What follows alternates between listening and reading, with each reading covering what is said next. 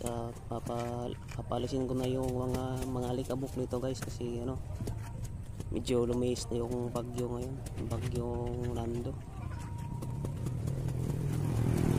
Pagpag na ako kasi marami-rami na yung alikabok niya, kaya dapat lang na linis-linis din. Kahit na hindi sa atin guys, alagaan din natin. Kahit hindi sa atin, alagaan natin yung paninda nila. Buti nga guys, lumalis na yung ano, lumihis yung bagyong Nando.